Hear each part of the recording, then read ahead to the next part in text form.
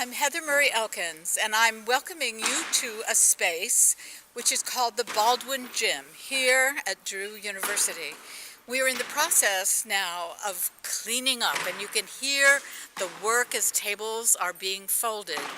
And we have had a wonderful gathering for the work of justice and peace. But I have two people that I think know best about the holy stuff of life, which is what we work on all the time. And so I want to introduce you to Todd and Jenn. And we are standing in front of one of their tables. That was the centerpiece of our work and worship for this week. And then we are going to move to the source of life, the living fountain of our baptism, and they'll share that. But I did want you to both see their work and them and the way it looks when you do worship, not only in church, but out in the world. So I introduce you. One other word. When they write together, they both create beautiful visuals, but they write beautiful prayers. And they do that as a spiritual discipline. And they might share a little bit about that too. Well, thank you, Heather, and thank you for the invitation to be here for this very special kickoff event at the Tipple lecture series. And what an honor to be here this week talking about justice and the work that we are committed to doing. When we gather for worship, we gather around holy things, but we gather around ordinary things like a pool of water and an open book and a table that is set with bread and with cup. And when we gather, we invite the Spirit and the living Christ to be among us. And in the gathering and in the encounter of the holy, we find ourselves around the holy font. And we find ourselves around a holy feast. And we find ourselves encountering God in the holy word. So today, creating a holy space here in what is ordinarily a basketball gym is a challenge. So we focused ourselves this week on the text, the prophet Isaiah, chapter 11, talking about a shoot of hope coming out of a stump. So we have tree stumps and branches, and a prophetic vision to me has a glimmer about it. So we have some glimmering materials. The branches are sort of glimmering in weight of the shoot to come forth. And of course, in the center, we have what will be from the stump a tree of life. And so all of these things for us, they invoke the Spirit. They set the space for us. We come and we feast with our eyes first, and we see that the Spirit is already here and moving among us. So we set a worship center with some ordinary things that as we gather, then for us become very holy things.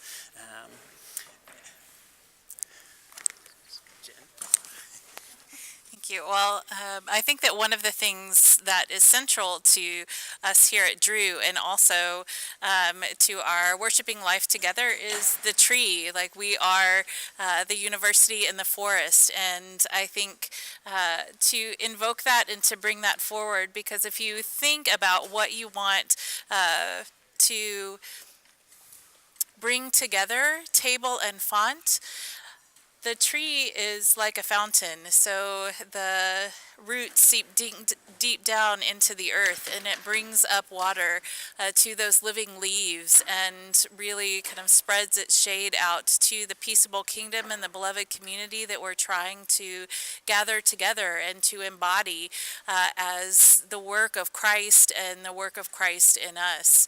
And so we have kind of our roots sunk down deep into this blue fabric and into these blue vases that come up through and really celebrate all of us who are living branches of Christ. And so I think that that's a big part of what we were trying to do here with this holy hardware, as you would call it, to come and to celebrate the table where all are welcome, to celebrate where everyone has a place, and also to celebrate life in its fullness. Amen.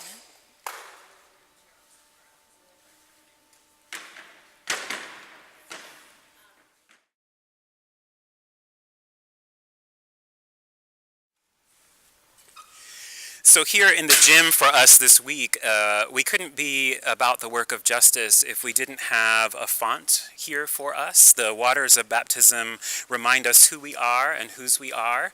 It claims us and in Christ and gifts us for ministry.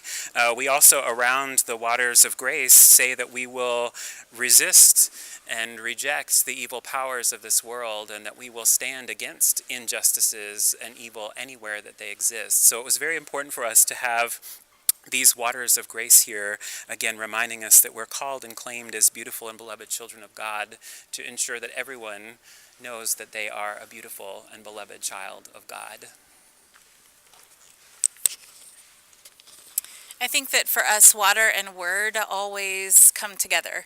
And so the font does have water in it. There is something to be said about having an experiential part of who we are as water-washed and spirit-born people, and how we move together as one. And this font that we come to is the great equalizer. It is a place where we are all washed, where we are all nurtured, where we sustain our life from, and where we can come together and say, this is who we are, this is how we're grounded, this is where we come from, and this is how we want to live out into the world.